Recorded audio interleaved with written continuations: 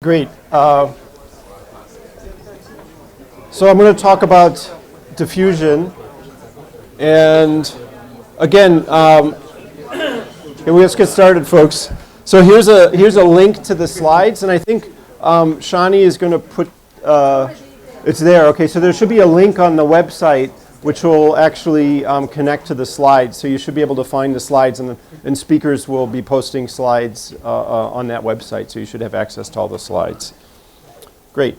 We're going to talk about diffusion, and I want to start by just sort of giving a little bit of perspective on various levels of network complications that we're going to go through, and you've seen some already in Jan's talk in terms of interactions. But I sort of, big picture now, we're going to be looking mainly at how network structure impacts behavior. So we take the network as given and then understand how that structure is changing the way that people get information and how they behave as a result of that. And we can break it into sort of three different levels, I think. The most primitive level is going to be a pure mechanical process, diffusion processes. And that's what I'm going to be focusing on today in this first one, where things are going to be fairly strictly dictated by the network structure, and the network structure just controls who has contact with whom, and that controls basically simple infections, contagion. So if we want to understand flu epidemics or rumor where there's no strategic decision in transmitting the idea, these are going to be kinds of things where we'll be able to make direct use of network structure.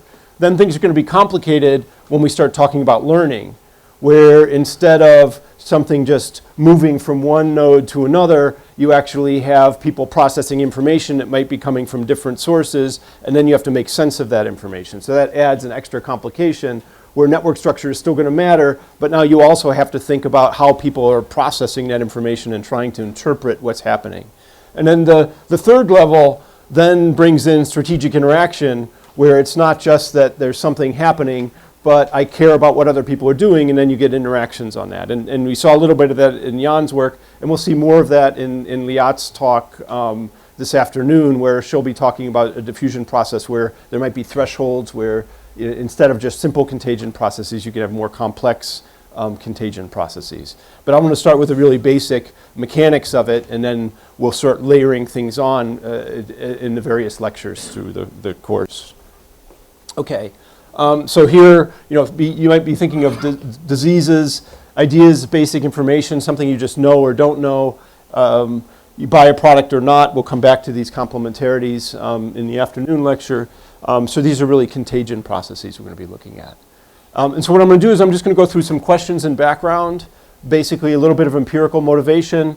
Then I'm going to spend some time on what's probably the most famous model in marketing, the BAS model, which is a really very compact model, but it gives us a starting point, but there's no networks in the BAS model. Then I'm going to talk a little bit about SIR and SIS models, which are models where we'll bring in network structure explicitly and try and understand how network structures limit the impact or the diffusion process itself. And then at the end, I'm actually going to say a little bit about navigation on networks as well. So this is going to be situations where things are flowing outwards from some initial point, and instead it might be that people are trying to explicitly send something, and that's a different process. So if I'm trying to direct something rather than just bumping into people, that might be a different process. And I'll talk a little bit about just some empirical work on navigation. Okay, so questions and background. So I'll start with the classic study on this, which is a study by Coleman, Katz, and Menzel of tetracycline. So this was 1960s. They were looking at a hospital. They went in and interviewed a bunch of doctors and just sort of traced out the diffusion of tetracycline. And diffusion meant that a doctor prescribed tetracycline. So tetracycline was a new antibiotic. It hadn't been prescribed before, and a doctor adopted it if they prescribed it to at least one patient. And so they tracked this over an 18-month period, and then what they did is before they went in there, they interviewed the doctors and asked the doctors, who would you go to for advice or information about medicine and so forth. So they tracked the doctors just in terms of how many other people named them as a source of information. So they had that, and then they just tracked what happened over time in terms of the prescription rate of the different doctors. So this is just one. So here in this graph, what are we seeing? The blue curve are doctors that were named by nobody. So nobody named these doctors as somebody they would pay attention to. The red are named by one or two others, and then the green are named by three or more others. And what they made light of is the fact that these curves were ranked in terms of when we look at the time the doctors that were pointed to by more others were adopting at an earlier time and higher percentage. So this is the percentage. 70% of the doctors here had adopted by 6 months, only about a little more than 50% of the one or two others, and so forth. So they were saying that the network was somehow important in determining whether or not these doctors had the information and whether or not they were acting earlier. Now the study has a lot of issues with it. It turns out that there was advertising going on here, and the company was sort of directing it, who they were going to. But there have been other studies, and I'm going to show you some later on, that have been done a little more carefully in looking at how the actual network position of the individuals makes a difference in the times at which they end up hearing about something or receiving something. Sergio? I'm a little puzzled. The fact that I'm named by many people look at me, why should I adopt it earlier? Right, so the story that they have in the paper, whether you believe it or not, is that means you actually have communication with more other doctors. And so if I name more people, not if right. So they looked at in degree, not out degree. Yes, exactly. So the story that they have, if you read the study, is that the doctors who had higher degree were talking to more other people, and were people then who had the information earlier about tetracycline and the graph is clearly not symmetric. no, exactly. I mean, Yeah. So there is a strong correlation between the in degree and out degree. But what they had is they limited the number of out degrees that you could name, so they used in degree in terms of so the way that the study was designed, you couldn't have multiple out degrees. So that was why they used in degree. But it should be, so if you are named because you read a lot of like scientific magazines and they're full. Yes, so that no, exactly. So there's no cause. We can't infer any causation here, right? So I'm not saying this is a great study. It's been criticized on many grounds in the literature, and it has lots of flaws. I mean, the fact that these doctors were advertised to and targeted was another issue. But I just wanted to point out that you can look at situations where you'll see correlations between network and outcome, and we're going to try and build models to try and explain that. And without the models, it gets a little bit muddled, and we don't really know how to test these hypotheses and what we should be looking at. Was this new drug really completely once you heard about it, there is no doubt that you will... Tetracycline was it was a game changer. Yes. The only point was to hear about it. Yeah. So penicillin was there before, tetracycline, and actually, so let me go on a little bit, and that'll say a little bit about the shape of these curves and how that relates to whether, once I know, is that enough to decide, or do I actually have to learn something from other individuals and so forth. Okay, so this is just from, okay. So Grilich's hybrid corn diffusion. So this is a study of hybrid corn diffusion in the US in the period between 1930s and 1950s. So what was Grilich's looking at? And this is actually a study, it was data that was collected earlier by Gross and Wagner. But basically what Grilich's was looking at is how many farmers in a given state had used hybrid corn by a certain date.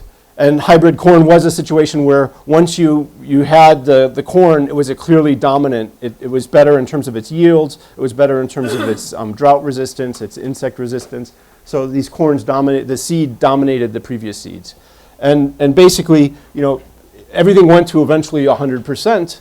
And what Grilich's goes through, the important thing about these curves that we'll take away from them is the S shape.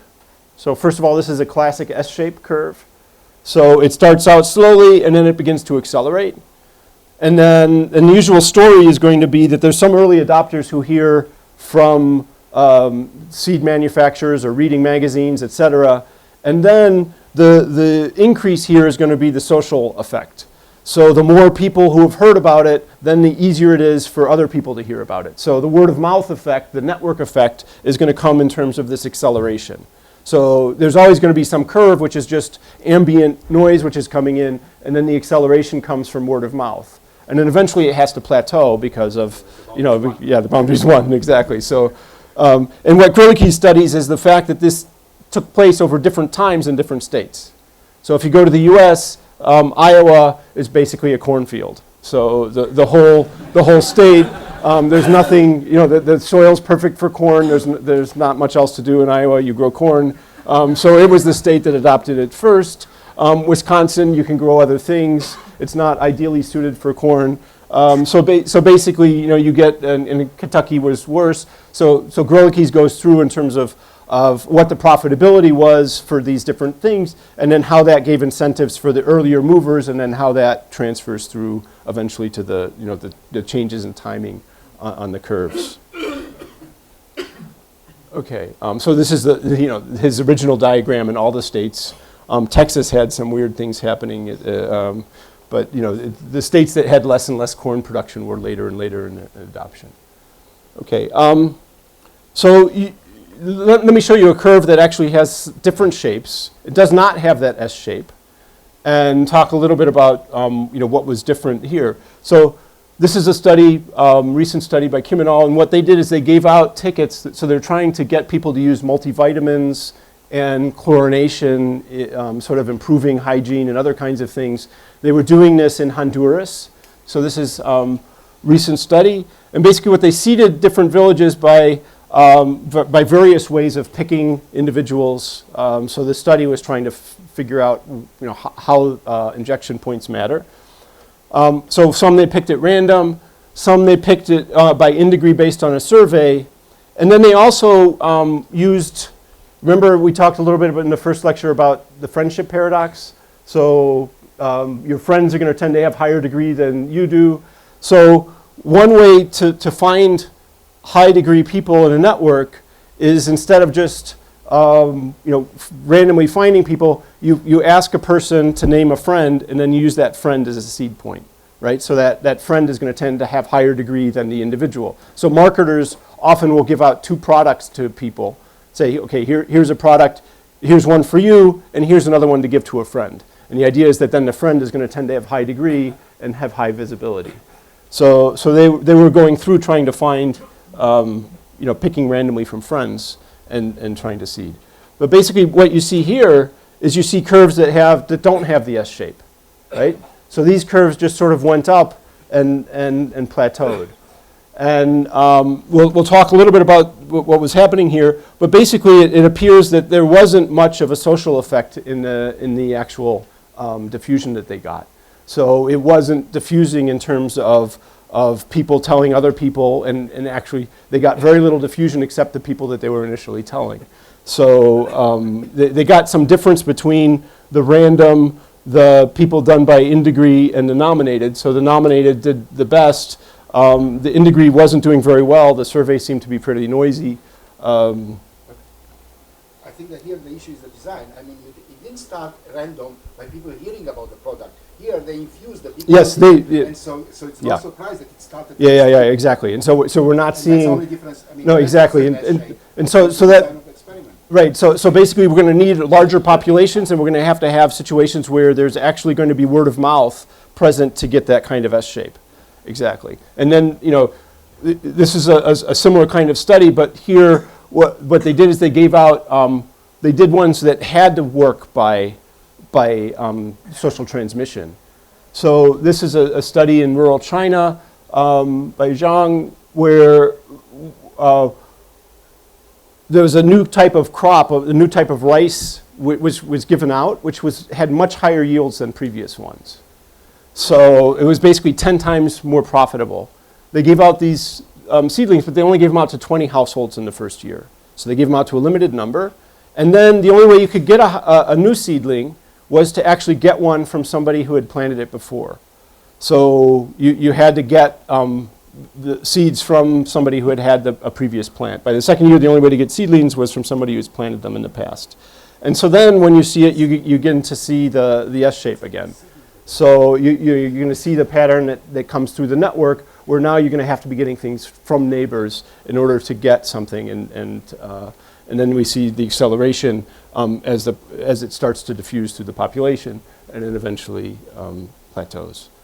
And again, this took a number of years. Okay. So questions that we'll be looking at, we'll talk a little bit about the time patterns and S shape. We'll talk a little about the extent of the diffusion. Does it go to 100%, or how far does it go? And how does it depend on the process as well as the network? Okay. Welfare analysis we're not going to really talk about, but this will be an important thing, and Liat might have more to say about that this afternoon. Okay, so I'm going to start with a BAS model with no networks. Okay, so what is a BAS model? The BAS model is a really simple benchmark. It has no explicit social structure. It's the simplest possible model you could imagine of diffusion. So what does it have? Basically, there's two states that people can be in. Either I can be in 0, I haven't adopted yet, or I can be in 1 where I've adopted or being infected. So what we're going to keep track of is what's the fraction of the population by some time t that actually is infected. So we'll just have one thing we track, and we'll just track that over time. And the BAS model is just a simple differential equation, essentially. So what's going to happen? There's some rate of spontaneous innovation or adoption. So in each time instant, people can hear exogenously from, say, media or advertising, whatever it is. There's some rate at which they hear, and that's going to be constant. And then there's a second part, which is a rate of imitation or adoption, right? I mean, imitation of adoption. So basically what this is going to do is some set of the population is already adopted, and I can hear about it from them. And then if I hear about it, then there's going to be some rate at which that translates into me adopting. Nobody's ever disappointed. Right, so people, in this case, it's just so think of this, and this is actually a model that's been used quite extensively in trying to predict movie attendance. And so you could think of, I can't return the product, so I've seen the movie, or I haven't, I can't unsee the movie. And then here, what Q is you could think of this as somewhat related to the quality of the movie. So if it's a bad movie, then word of mouth isn't going to spread as well. And so some people are going to like the movie. The question is sort of how many people are telling their friends to see the movie. And Q, if Q is really high, then this is a great movie, and you're going to tell lots of people. If Q is low, then that's going to be The approach is 1. Regardless, if P and Q are positive. right. It's going to approach 1, right? So in this model, we're not going to actually have, in the BAS model, we're not going to have the ability for people to choose not to. Eventually, everybody will be told to see the movie and go see the movie. So in this model, the Q is just going to control the rate at which that happens, but it doesn't control whether it eventually happens. No, Q can't. I mean, in the BAS model, no. It's generally going to be a positive number. Yeah. Other questions? Okay. So what does the model look like? It just says, okay, if we want to see how the fraction of individuals who are in state 1 changes over time, two things are going to happen. Well, first of all, the population that can change from not being infected to infected is 1 minus f of t. And it can happen in two ways for them. One is they could spontaneously adopt by the p, or they could hear, and the chance that they're going to hear is proportional to how many people are already infected. So more people already infected, there's more of the population I can hear for. So think of this as just a completely random mixing model where I'm just meeting the rest of the population with an even probability. So that's it. That's the BAS model. And now you just solve it, and then you get out a curve. And the curve is going to be an S curve, generally if Q is high enough, if we have enough of a Q. If Q is 0, then this thing's going to play out just like a concave curve. So the questions on the model, is that? Okay, so I thought dollars, they say, to clear it up, but the bulk of innovations fail. Yes, yes, yeah. Bulk of, my guess is the bulk of new diseases fails too. Right. And we'll get to that in the second part when we bring the network in. And so this model, in this model, the only way to augment this model to allow for failure is just to have a random fraction of the population that eventually could be susceptible to this. And so there are various extensions of the BAS model, and one is just to stick in a random number here, which is what's the fraction of the population that eventually will take up. And it's just sort of a kludge to fix this. Q is a function of something. Yeah, Q is a function of quality, but then we also need P as a function of quality, and eventually we need a cap, what's the potential population that could be infected.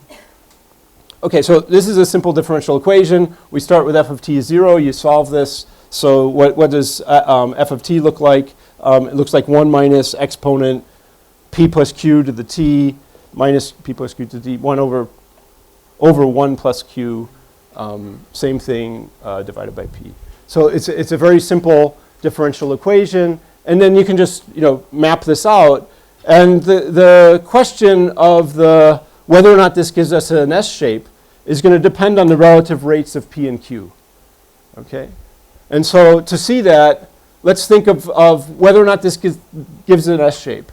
And the answer is going to be if Q is bigger than P, then we're going to get an S shape, and this thing's always going to tend to 1. And to try and understand whether we get the S shape, let's just look at the sort of competing rates. So what's happening is people are getting exogenously influenced. That's giving us some sort of constant rate. Then there's a fact that the social innovation is happening as well, but the social innovation is happening, and the rate at which people are converting is only dependent on how many people are left. So it's sort of naturally slowing down if we look at just the constant rate that's happening. Then the other part is that there's more infection from the new population. And so we have sort of a competition of an increasing rate of infection from the population and a decreasing rate of the spontaneous, and which one of those wins will determine whether or not we can get this to have an S shape. And the initial condition matters too, right? If you get more than 20 people with seedlings, you might have started on the... Right. So this is, the BAS model is usually thought of in large populations. And they actually, people do use this for predicting movie.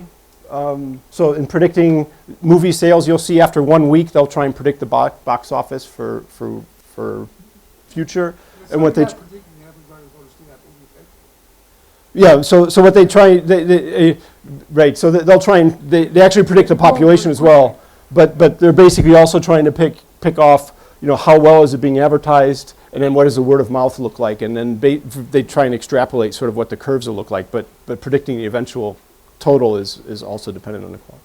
Yeah.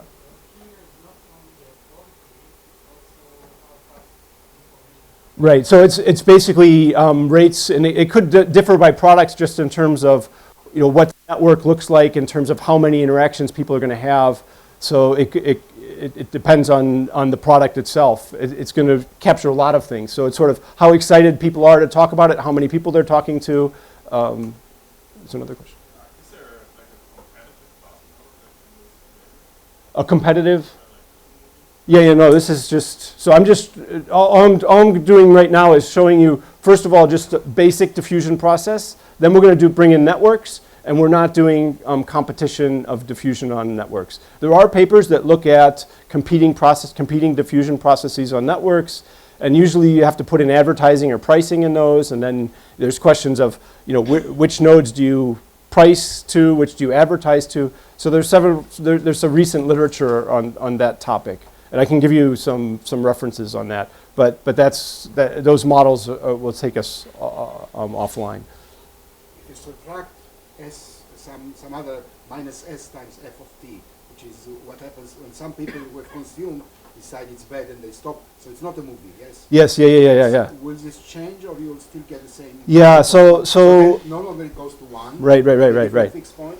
Yes. I think the equation is very similar. So do you know what happens? Yes. In fact, so what you're describing is what's known as the SIS model. So here you can think of, what is SI, so let's think of, yeah, so,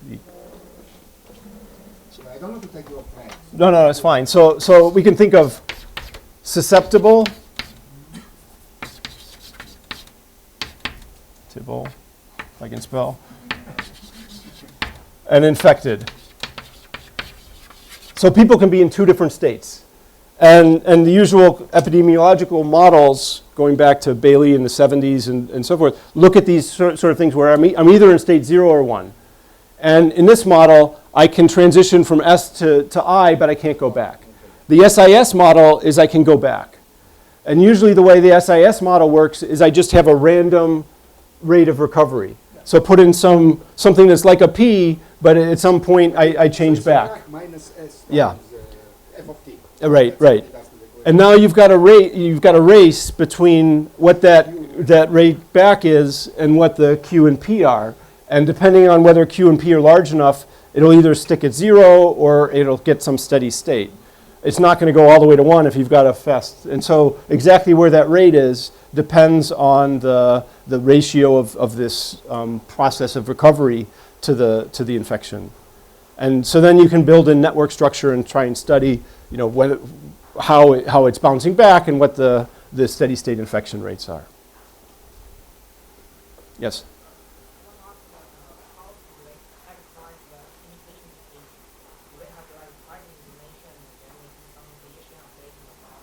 Right. So when we think about what does this Q actually mean, I think the way you want to interpret the basic Bass model is just to think of Q as just contagion, that I'm not making inferences. If we want to make inferences and I want to do some social learning, where now I'm trying to infer what's the quality of the product based on how many of my friends have adopted, something like that, then we're going to get into the inference problem in a game.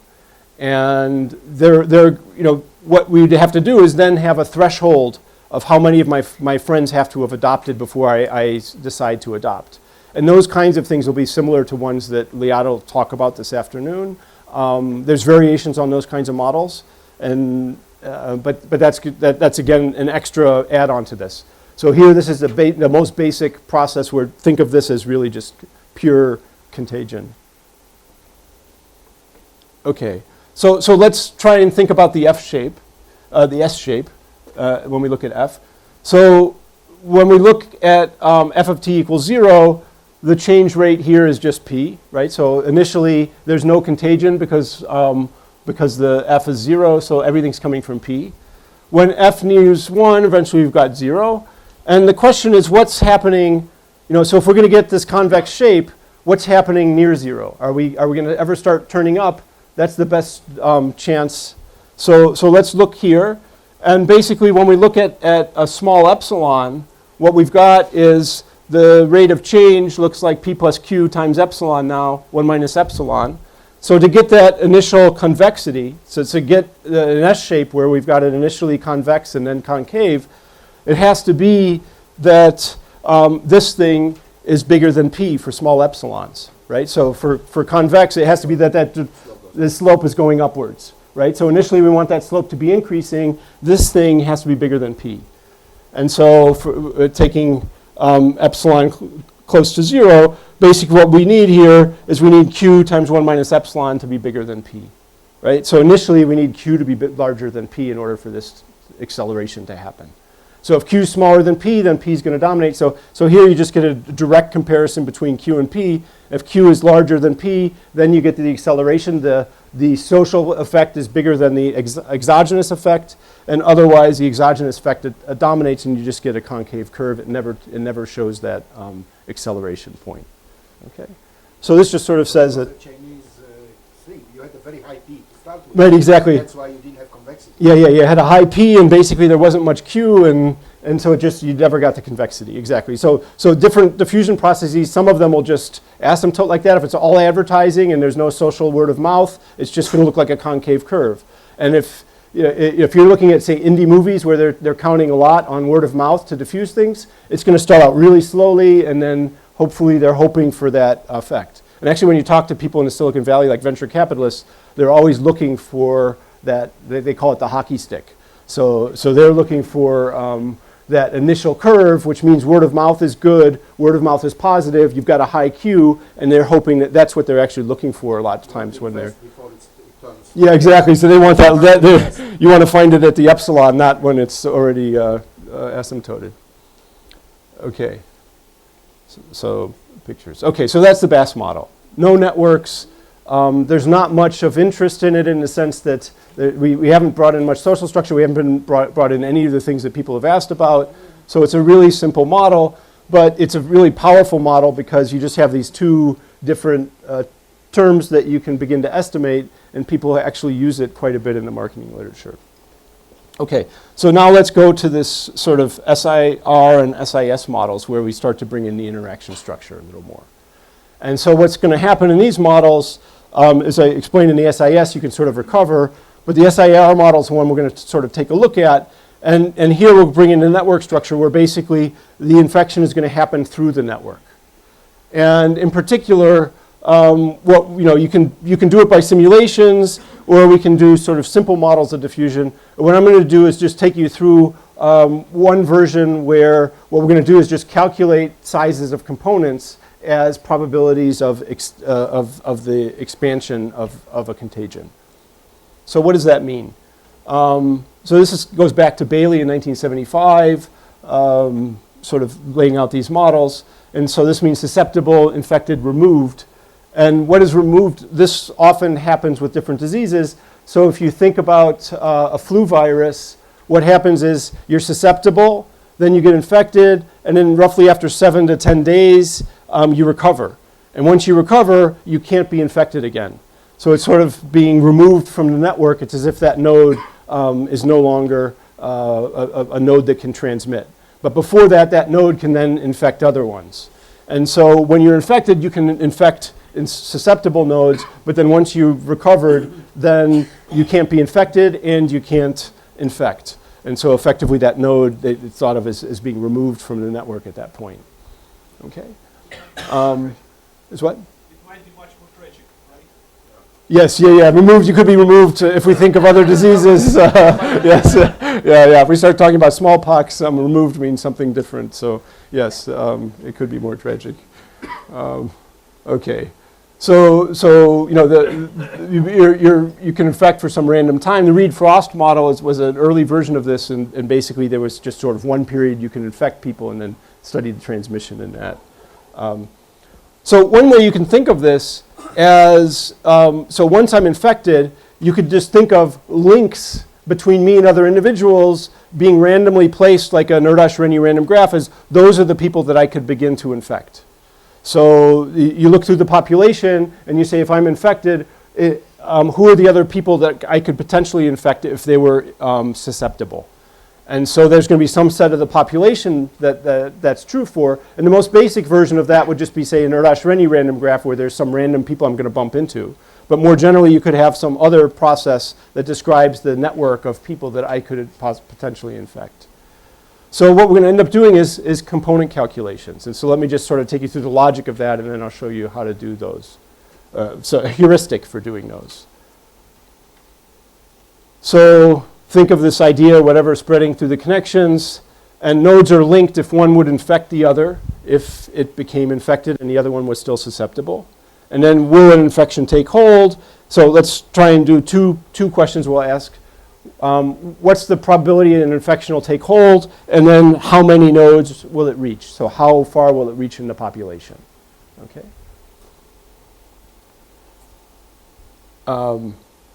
Okay, so basically what's going to happen, the reach of the contagion is going to be determined by the component structure of the network. So let me do a picture first, and then I'll come back to some of this. So remember this diagram I showed you before from the high school romance data.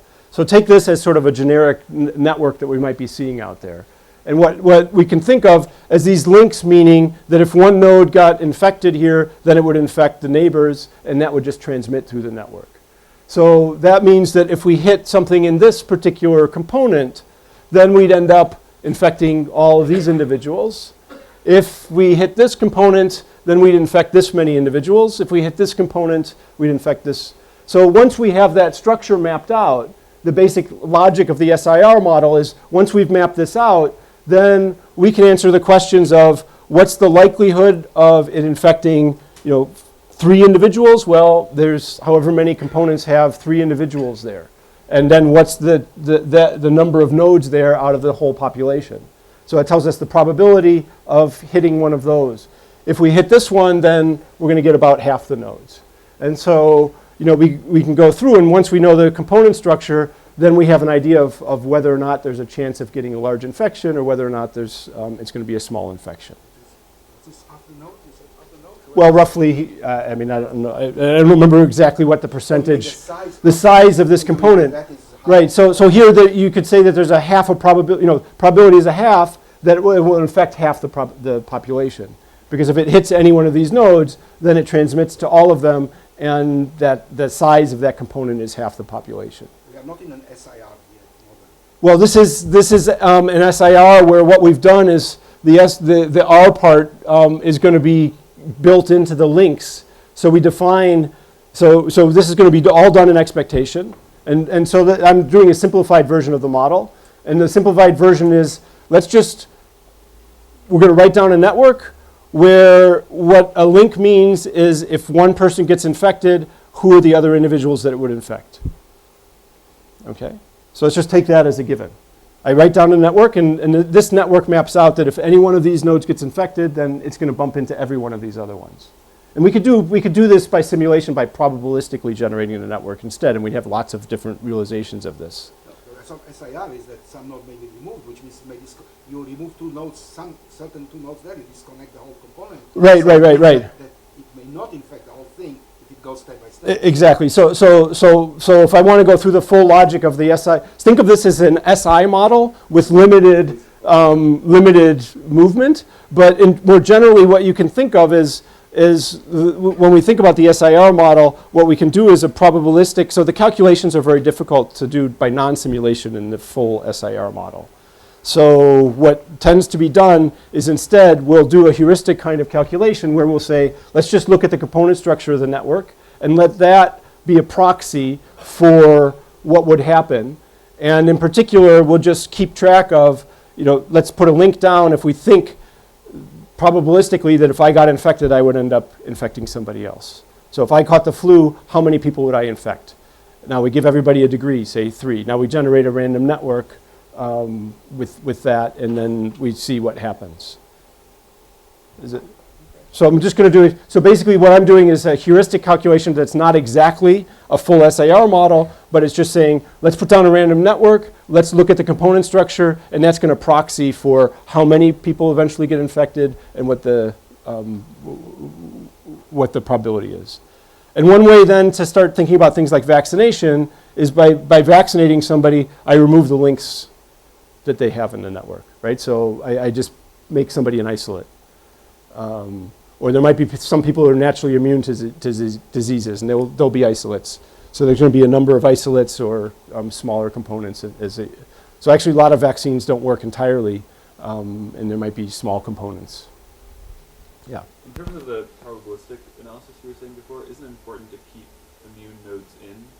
Because sort of failures to infect are sort of important. So if I'm randomly picking 3 nodes near me, and then you're immune, I sort of fail to get you, and if you remove that node, then I would be more likely to.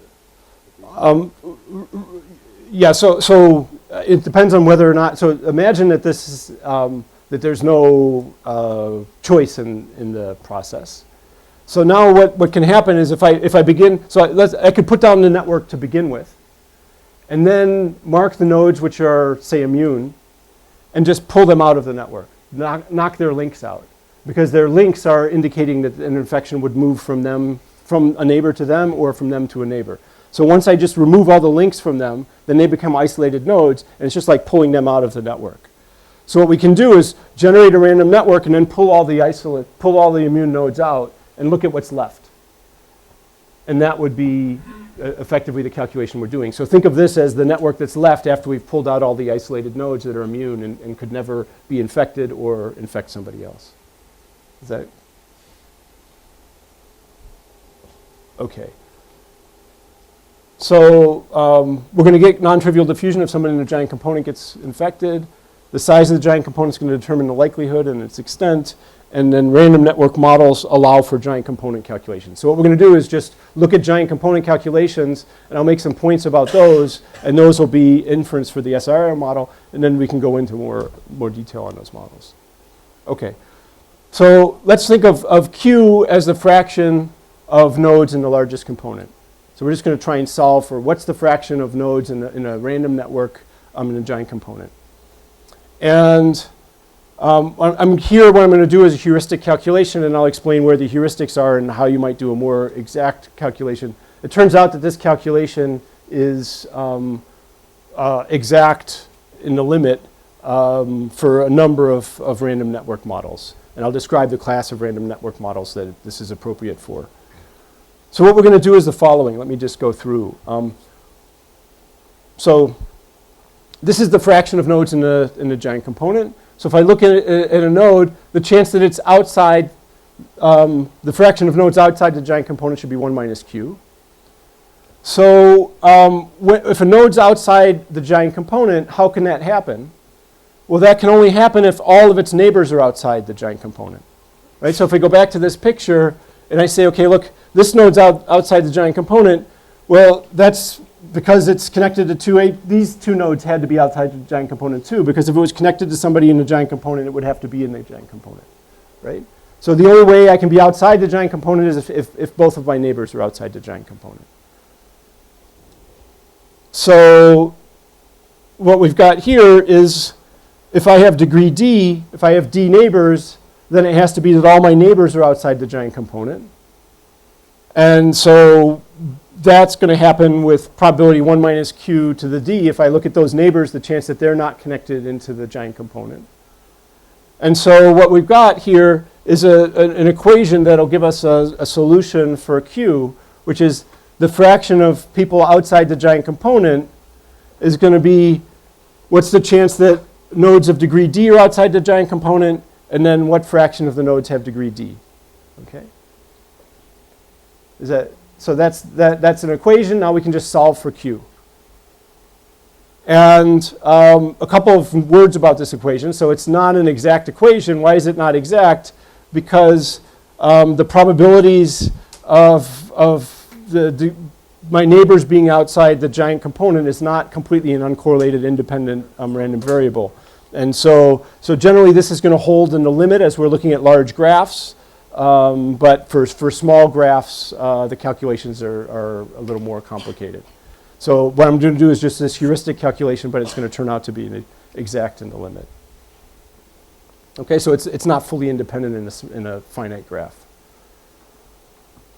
Okay, so is it clear what the equation is?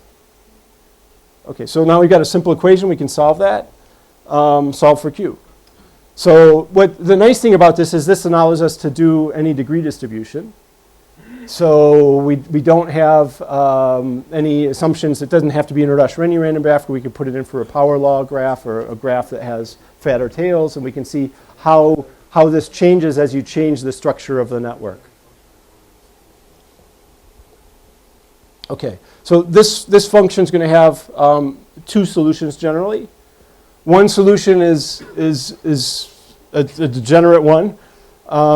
If I assume that the size of the giant component is 0, nobody's in the giant component, then everybody's outside, and so you get one degenerate solution. But the other solution is going to be the one of interest. And so here I'm just plotting 1 minus q on this axis. We want that to be equal to 1 minus q to the d times p of d summed across d's. So we've got a point here that's going to end up. So if you look at this function as a function of 1 minus q, this is a convex function, right? And it hits up there. And the question is, whether it'll start at 0 or whether we'll have some positive number, and we can just solve for that depending on the degree distribution. Yeah.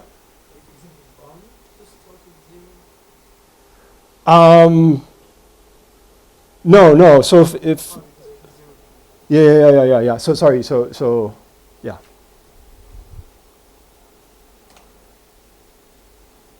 Okay.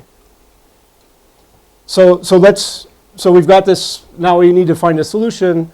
Generally, when you look at this equation, it's not going to be, if I plug in something for the probability distribution, it's not going to be something I'm going to be easily able to solve in closed form, but I can at least get some approximation of what this function looks like. So let's look at the Erdős-Renyi random graph. So remember, these are the graphs where we just put down all these links completely independently. Each link's formed with some probability p. For small p, this would look like a Poisson distribution. So let's solve this when we have p of d looking like a Poisson distribution. So if we plug in a Poisson for this, what does this solve for? Okay, clear with the question? Okay. So I want to solve this equation. Okay. One thing that's useful, useful approximations for e to the x. If you do the Taylor series approximation, e to the x can be written as the sum from 0 to infinity, x to the d over d factorial. So just your nice, I mean, when you do networks, these two things will be, they should be in your toolbox. You'll be using them a lot in any kind of math.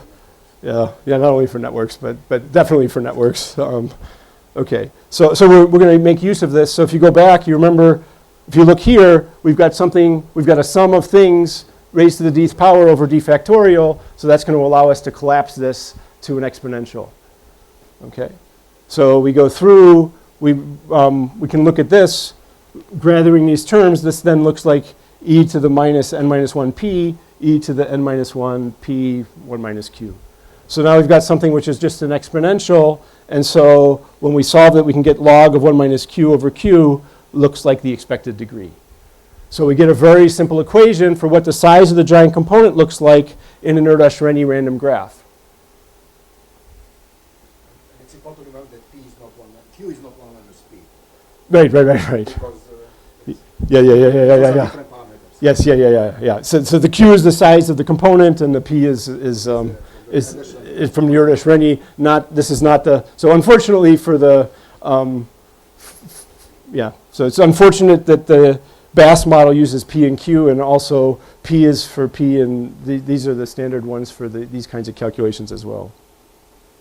Okay, so if you plot that out, let's look at a function of expected degree. So any question? Is it clear how? So it's easy to solve this. Okay, so now when you solve out what this equation looks like as a function, if we look at the expected degree of the network, what we'll get is this as a size of the giant component.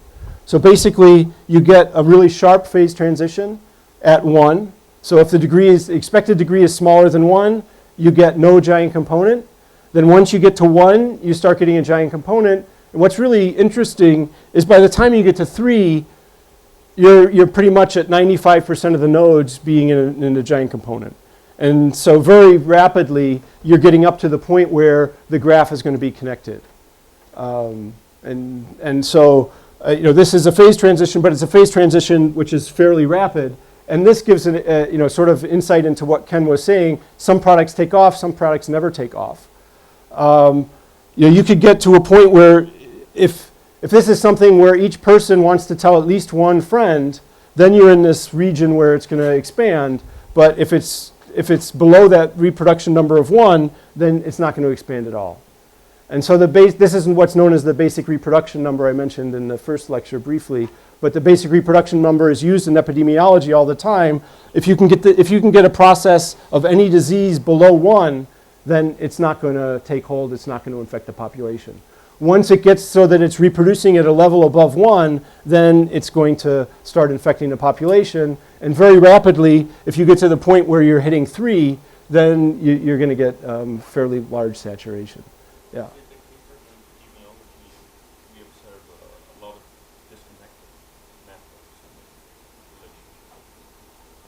So the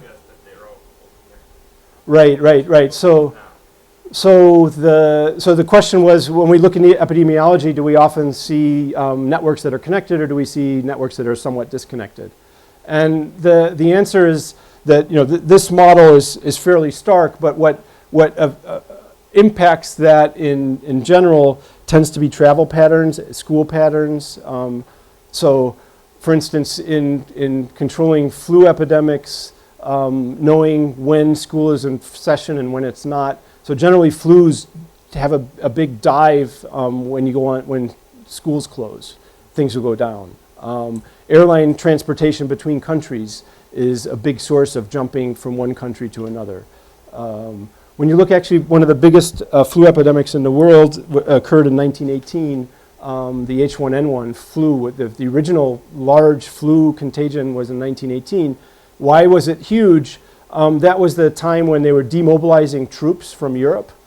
And so they were moving lots of troops. There were huge numbers of troops that were in tight quarters. They were being shipped home, and they took H1N1 pretty much around the world.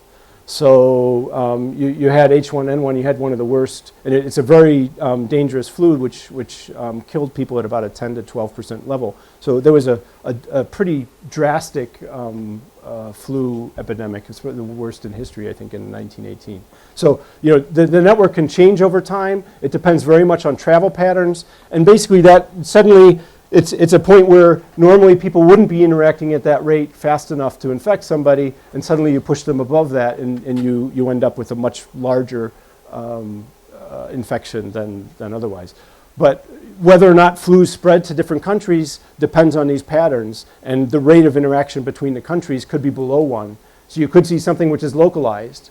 When you look at Ebola, it's been largely localized to parts of Africa. But it has jumped with workers who end up taking air transport out, and then end up infecting someone somewhere else. So with modern travel, you're seeing a more connected network, and you're seeing more danger of these kinds of things spreading around the world, where they used to be more compartmentalized because there might be dense interactions within a country, but there wasn't as much interaction across countries. Actually, if you look at the plague, so if you look at the Black Plague and its march across Europe, it took 4 years for it to reach from Marseille to Stockholm. So it sort of marched it marched, but it marched very deliberately. It was above 1 in terms of the basic reproduction number, but it was at a point where the interaction, actually the movement of both people and animals was very limited, and it moved at about 2 kilometers a day. And so it took a long time for it to reach from one end to the other. So depending on the structure of the network, you can get diffusion. So once you're above this point, you can get diffusion, but then how fast that happens can depend on how interactive the network structure is. So the plague is a different example because it depends on fleas and other kinds of things for transmission, so it's a little more complicated, but it's somewhat similar. Okay, so questions on this? Okay, so again, when you look at these things, once you get to these expected degrees above 1.5, you start seeing connected components, and by the time you're at 3, you're really looking at fairly connected components. Okay, so one thing we can do here, which is sort of interesting, is once we've got this machinery, we can actually vary this degree distribution and see how things change, right? So we've got an equation here, and we've got it as a function of the degree distribution. We solved it for an Erdős-Rényi random graph, but we know many graphs have different degree distributions. So one question we could ask is, let's suppose that we had fatter tails, right? So we took a mean preserving spread, and we put more of the weight on high degree nodes and more of the weight on low degree nodes. What does that do to the size of the giant component of a graph? Well, we can look at this function and say, let's suppose we do a mean preserving spread of this thing. How is that going to affect this equation? Is it clear what the question is? Okay, so how does this change the solution to the size of the giant component? Yeah. So here we go. So we've got this thing convex and increasing. So Sergio's onto it.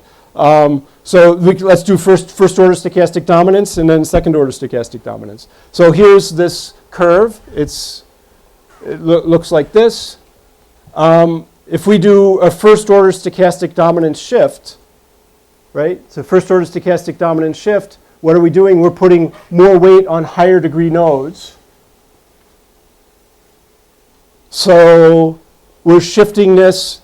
The P is going to, this function here is, first of all, this part is a decreasing function as a function of D. So it's decreasing in D, so if we put more of our weight on higher nodes, then we're going to get lower levels. That moves this curve down. So if I'm just doing something where I'm putting more weight on high degree nodes, then this thing is moving down. That's the first order stochastic dominant shift. That moves us down here, gives us a lower solution in terms of 1 minus q. That's the fraction of people outside the giant component, gives us a larger giant component.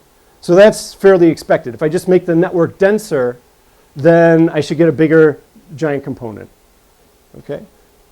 Okay, the second order stochastic dominant shift is a little more subtle because now what we're doing is we're shifting this on a convex function. So we're going to take advantage of the fact that it's convex.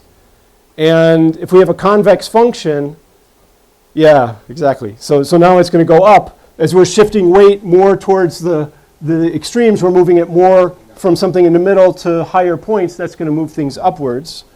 And so if we go through first mean preserving spread, for instance, so take two different distributions, take one distribution and now have a mean preserving spread, the fact that this is a convex function means we're getting higher expectations on this. That moves that curve up. So higher, as the curve moves up, that shifts this solution over here, and we end up with a smaller giant component. Okay? So some people have more than one reason to be infected, but it doesn't matter. You get infected once, even if you have only one neighbor or 10 neighbors. Yeah. So the average stays the same, but the Yeah. less people will be infected. That's Yeah, exactly. We got more of these. We got more people with a smaller number of neighbors. They're outside the component. Yeah. So basically, and that I think that's superficially people when you ask people, there's sort of this belief that as you look at degree distributions that have power laws or have hubs, that those are going to increase the overall levels of infection. And what's true about hubs is they can increase speeds of infection, right? So if there's somebody that you infect that then has lots and lots of interactions, that could actually speed things, but they don't actually increase the extent of the infection. And here, they're not increasing the extent because the number of people that have limited numbers of partners can be outside the network entirely.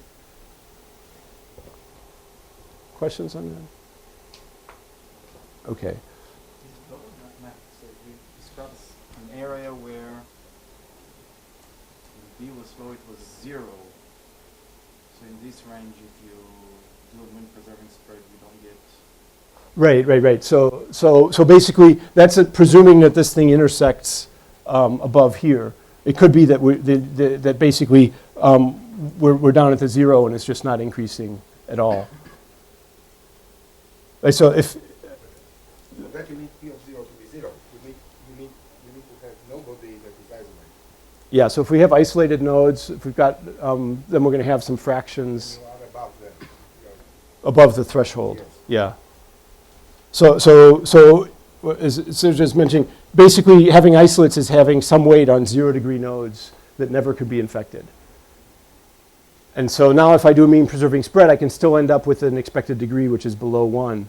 And we're still in the region where this curve just, the curve starts out at 0 and then goes upwards.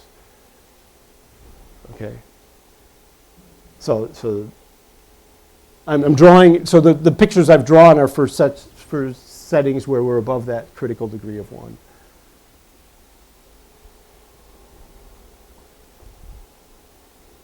1. Okay. So one other thing that's important when we sort of ask who ends up being affected at one point in time, when we ask what's the chance that somebody's outside the giant component, well, it's the chance that all my neighbors are outside the giant component. And as I have more and more neighbors, the probability that I end up outside the giant component is smaller. So the chance that I'm inside the giant component is increasing. So the chance that I'm inside the giant component is increasing in my degree. Okay? So basically, you give me higher degrees, there's a higher and higher chance that I'm one of the agents that is in the giant component. And so when we actually look at then, this goes back to the data of Coleman, Katz, and Menzel. Had their study actually been rigorous in terms of the network data, and we believed that the network data was exact, and we believed that the process was just through the network, then that would give us an idea of why we would expect higher degree nodes to have been infected possibly earlier or at a higher rate than low degree nodes. Okay. So basically in this, the chance that you're going to end up in that component is higher the higher your degree is. So let me show you a study that actually tried to look at that directly. And this makes use of our friendship paradox. So this is a study by Christakis and Fowler, 2010. And what they did is the following. So they went in at Harvard in the fall of 2009, and they interviewed all the students, and they got a network out. So actually, what they didn't quite get a network. They basically just used part of that. They asked them to name up to 3 friends. So they interviewed 319 randomly selected students. They asked them to name up to 3 friends. And then what they through that process, they identified 425 friends. Okay? So what's the logic behind the study? Additional 319 or including the 319? So I don't remember how, yeah. So I think these are 425 friends that weren't, so I think the ones that they put in the friend category were ones that were not already out of the 319. So if somebody named somebody and they were already in the 319, they discarded those. So out of these are the 425 that were identified as friends and weren't already in the original sample. Okay, so what's the idea behind this study? So according to our friendship paradox, the degree distribution of these people should be higher than the degree, it should be, basically the degrees here should be higher than the degrees here in a rough sense, right? So the degree distribution here, basically we're pulling these people just randomly by alphabet out of the population. These people we're pulling because they had friends in the original population, and if I have more friends, I'm more likely to be identified through this process of naming somebody, right? Unless everybody had more than 3, in which case the bound of 3 made it a graph where everybody has exactly 3, and you have this special case where you don't have. Yeah. It could have been a regular network, but I'm guessing that the Harvard network is not regular, but it could be. No, because you bounded it at 3. What I'm saying, you make it regular because you bound it at 3, and then everybody has exactly 3 friends, and then there is you are exactly the regular case. No, but the way that, so if you think about me naming a friend, the fact that that person's my friend is still coming from their real degree, not the bounded degree, right? So the chance that I'm naming somebody depends on what their real degree is, not. Yeah. So even though it's a restricted, so even with the censoring, I don't think that they would run into that problem. So presuming that the real graph isn't regular. Yeah. Then they're still picking people through a process. So even if you just force, cap how many I can name, that's not the actual true network.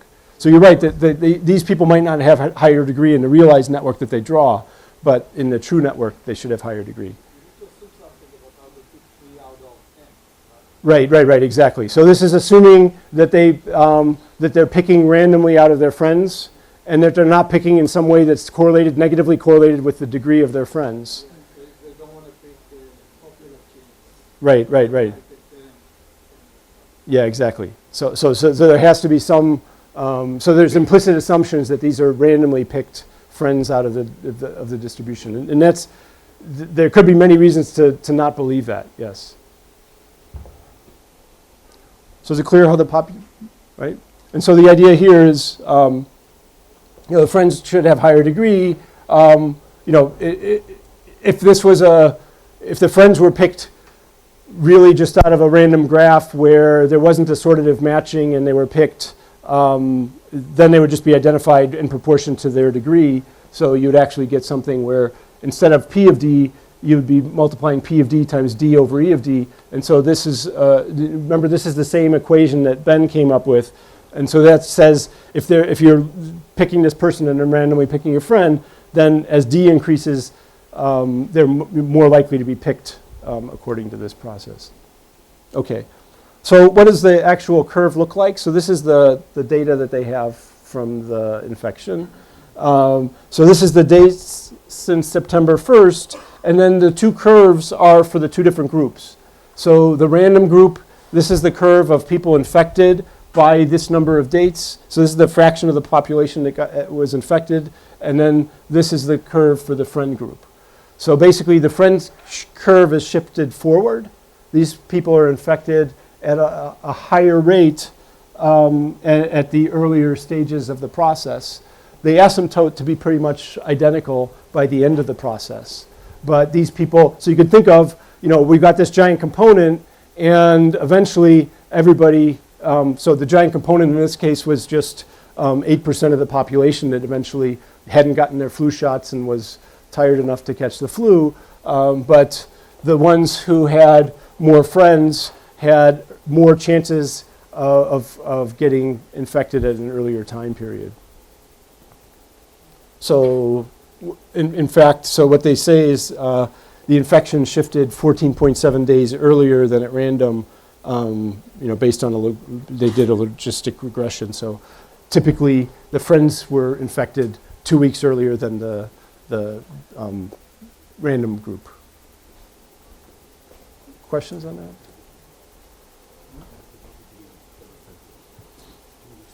Okay.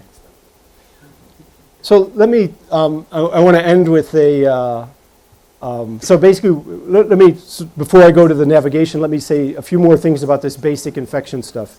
I think one thing that's important to remember about some of this, when we go back, let me just go back to this curve. This phase transition happens very rapidly, and it happens at fairly low degree. So degree 1 or 2 is enough to actually give you a large component. That component can have a large site of the population even with low degree. And that means it's good news and bad news. It means that, first of all, it's very easy to have infections be fairly dramatic, but it's also easy to stop them in the sense that if you can vaccinate the population, all you need to do is get people below a rate of transmission of 1, and that's enough to kill so you don't have to get 100% of your population vaccinated, and you don't actually have to have a vaccine which is completely effective. So there's some vaccines which, instead of giving you immunity, actually make it harder for you to transmit a disease. Those can be just as effective as a disease which gives people immunity, but obviously the incentives to take a vaccine which don't give you any protection but don't infect other individuals, that's harder to get people to follow through with. Okay.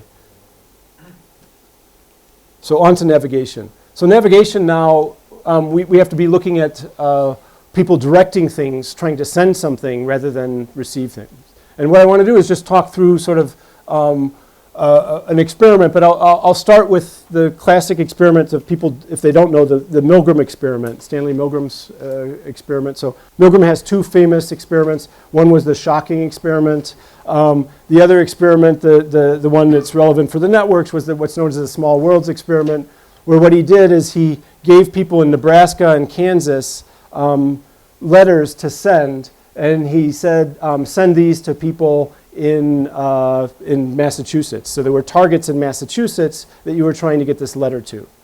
And you had the letter, you wrote your name on the letter, then you mailed it to somebody else. Then they were supposed to write their name on the letter, mail it to somebody else. And the idea was you were supposed to mail it through the network of your acquaintances to somebody else and so forth, and eventually hit this target. So this is, I am sitting here in a network, there's some target out there, it's a person I don't know, and I'm trying to get this from me to them. Okay, so how do I do that? Well, I have different means of trying to figure out. I have lots of people I know. I try and figure out who's the person that could get closer to this person, or possibly know the person, or know somebody who knows the person. So I'm doing that kind of calculation. So I'm trying to get it through. So what was dramatic about the Milgram experiments were that roughly 20% of the letters made it all the way, and that the median number of hops that it took was 5. So the big thing that came out of that was sort of the 6 degrees of separation, the fact that it only took 5 hops from people in Kansas who didn't know the network, so they're not necessarily finding the shortest path, to get all the way to Massachusetts was 5. So it was fairly dramatic. It ranged from 2 to 12 So you got longer chains, but about That's for 20%. yeah. The So other 80% was infinite. right. So Just so make a sure bunch that of a bunch of them everyone- didn't make it, and One doesn't, yeah. And actually, so but let's say what happened to the ones who didn't make it? Well, think about, first of all, it's sort of like a survey, and it's got this sort of chain letter aspect to it. So these are things where you might expect low response rates, right? So the fact that actually 5 made it was sort of impressive. But why should we be cautious on the 5? I mean, is 5 an accurate, is that a biased estimate of what the median would be of how long it takes to get a letter there? If we have a 20% success rate? Why? So the target was just, there were 2 targets, I think. One was, I don't remember, they were both in the Boston area. They were just pre-selected. So there's 2 targets, and then there were random people picked out of a church parish in Kansas and another one in Nebraska. So they picked starting points. So there might have been bias in which these nodes were. So the nodes were not picked completely randomly out of the network. They were picked, there was a subset that were picked. Exactly, right. So we've got this real selection bias in the sense that suppose that there were 2 people that were 20 links away, the shortest path was 20, well then you'd have to have all of those 20 completions make it. Whereas people who are actually on short paths, there would be a higher chance that those are going to be successful. And so we're going to be much more biased towards seeing the shortest paths, and the longer ones are going to disappear because there's a chance that somebody doesn't send it on, and that chance gets multiplied as we go to. So there's an exponentially higher chance as a function of the path length. So that means that we should be cautious in sort of interpreting the 5 as a. Yes, good point. Yeah, exactly. So that's what Dodds, Muhammad, and Watts did in 2003. They said, well, let's redo this experiment, and let's control for that. And now we're going to do it in a richer way. So they did it via email instead of just doing it with old postage stamps. And that allowed them also to track where the attrition was. They could see broken chains, so they were copied on the emails. So they could see, look, the email made it 3 steps and then stopped. And so they could track the broken chains as well as the ones that were eventually successful. And they could do it on a larger scale with more observations. The original Milgram study was 100 and something. This is 24,000. So they started many more chains, and they got more interesting results as a function of this. So let me take you through what they did. So they started with 24,000 chains via email. And they basically gave people instructions, send this to someone closer to the target. So there was a long instruction of what you're supposed to do. And what were the targets? John Doe at University X in the US, somebody who was an archival inspector in Estonia, one was a technology consultant in India, a policeman in Australia. So they had 18 different targets around the globe. So 13 different countries had 18 targets. And then they started these 24,000 emails and then asked people to send them along. Okay. So out of the 24,000, 384 eventually made it. The initial participation rate at the first stage, so on the initial email, when you send it to somebody, they had a 25% rate of people responding and participating in the experiment. So 75% of the people just ignored the email and didn't participate in the experiment. Then once you got past the first stage, So you get 6,000 that continued, and out of that you got exactly 20%. yeah, Which is about the similar to the previous. right, exactly, right. And so here actually, and then when you look after the first stage, the actual participation rate rises after the first stage. And why is that? Now you're not getting an email from some random research scientist that you don't know, but instead you're getting an email from a friend saying, pass this along. So the rate goes up to... It's sent by somebody who responds to emails, and probably his friends to which he sends are people that... Yeah, or selecting, yeah. Selecting somebody. Yeah. So basically now we get a higher response rate than we had in the initial stage. Yeah. What are the rules on who you're allowed to send email to? I mean, obviously Right, and You've sent so- emails in the past? Yeah, in 2003 you couldn't Google somebody. Okay. But, but yeah, I don't think there were any particular rules I don't remember exactly how they worded it, but at that point, yeah,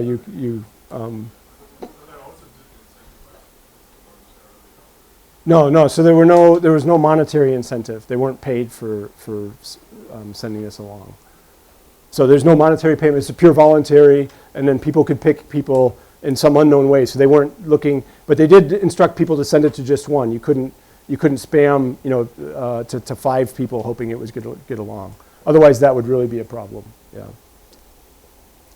Okay. So what actually happens? So that they get some going along. So here's just the first sort of table from their paper. So and I want to talk a little bit about this because this relates back to homophily. So first of all, they keep track of what type of relationship. 67% of the time you send it to a friend, 10% of the time you send it to a relative, sometimes you send it to a coworker or sibling and so forth. Then, where's the origin? A quarter of the people were somebody you worked with, a quarter roughly people that were at school with and so forth. So there's different reasons. And then you can look at you could quantify the person as being extremely close to you, very close to you, fairly close, casual, not close, and so forth. You see a pretty even distribution, but the modal is sort of in the middle. Somebody that you know reasonably well, but is not necessarily your best friend. And you can imagine that that's going to be true because what are you going to do? You're going to try and find somebody who you think somehow is close, which might be maybe it's somebody who works in the same business or somebody in the same country and so forth, but then somebody that I know well enough that I think they'll pay attention to the email and send it along and so forth. So you can imagine that. Close, if someone is extremely close, I probably know almost all his friends, and I know Yeah, them exactly. that much. Right. As Sergio was pointing out, it could be that, if it's my best friend, then maybe our networks already overlap and I'm not going to get any extra mileage out of sending it to this person to send it along. So you're sending it to somebody medium close, and then they also track, I'll give you a moment later, sort of how this evolves over time. But these are the attrition rates over time. So obviously with the first, they've got tens of thousands of observations, so they can get a pretty good tight estimate on the attrition rates. The attrition rates get noisier as you go along, but the attrition rates, start out around 2/3 and then are a little bit above a half eventually. So this is the actual point estimates, and these are the confidence intervals. So the confidence interval gets wider and wider as you go along, just because now you have fewer and fewer observations that have gotten that far. Confidence interval between 0 and 1. Yeah. Basically, there's no, yes. So now let's do the readjustment. So what we can do is say, let's do an adjusted number that we think would have made it to a given distance. So we can take the number that we saw actually reach the distance, and then adjust by the probability that it would have gotten that far. So what are the ones that died that would have gotten that far? Well, there's an attrition rate of A at each point. So 1 minus A would be the chance that it would make it through that far. So the ones that actually made it are going to be the ones, 1 minus A product times the actual adjusted number, right? So there's some true number that should have made it. A bunch of them died, and then some of them made it. So is it clear where this equation is coming from? One gets a letter, one sees the whole chain. Otherwise, there is no explanation why A should decline with L. I mean, I get a letter. I mean, why the fact that there are 7 before or 1 before? What does it matter? Unless I really see the whole chain and say, look, there were already 10 letters and we didn't reach it. We better stop. Right. So I guess so. Two answers to that. One is that the difference in these things could be pure noise.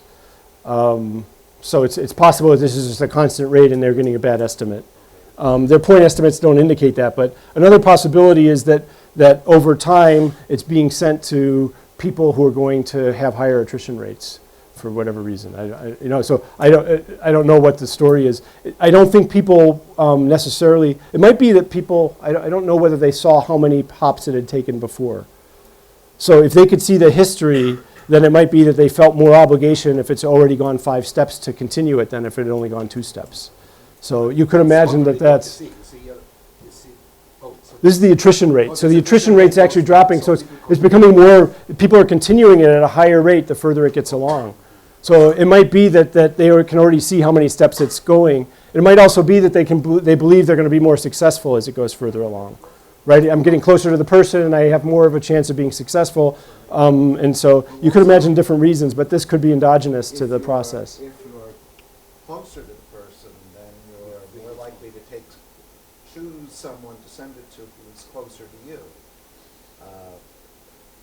because you have less distance To the go. person. And so That might, person's more right. likely to respond. They might be a closer friend and more likely to feel obligation to you. Yes, yeah.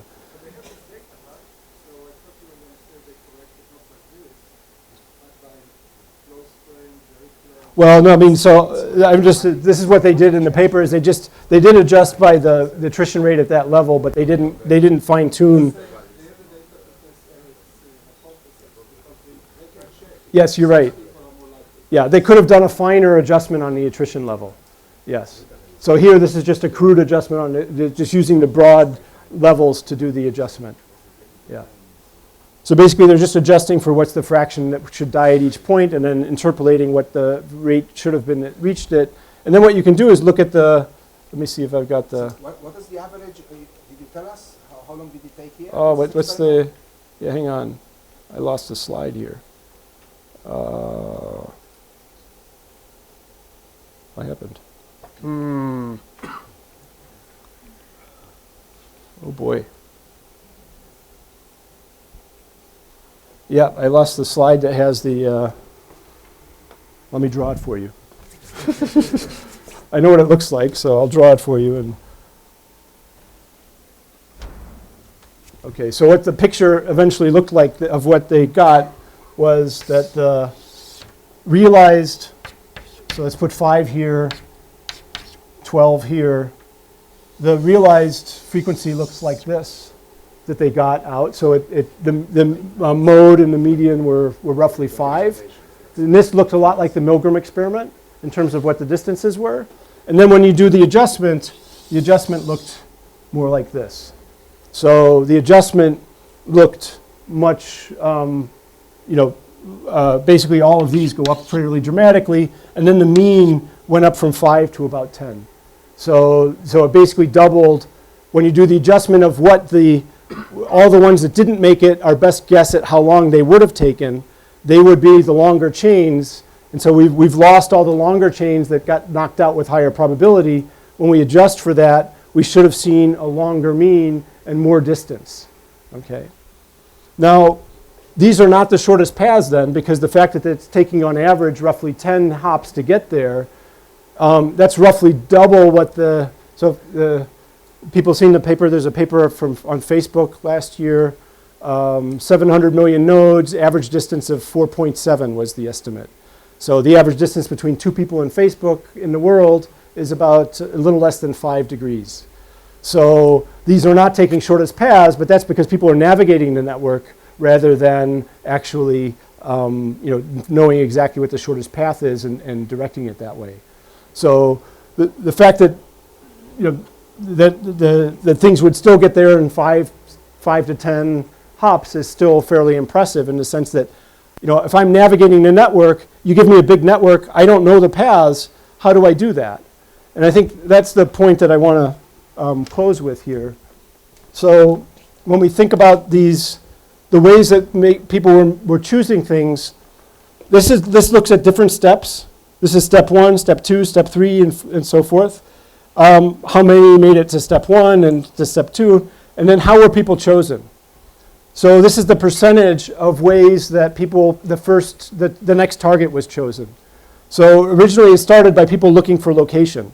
So you would send it to somebody that was closer. If I'm trying to get to Estonia, I live in the US, maybe I send it to Europe and then hope that it'll make it there.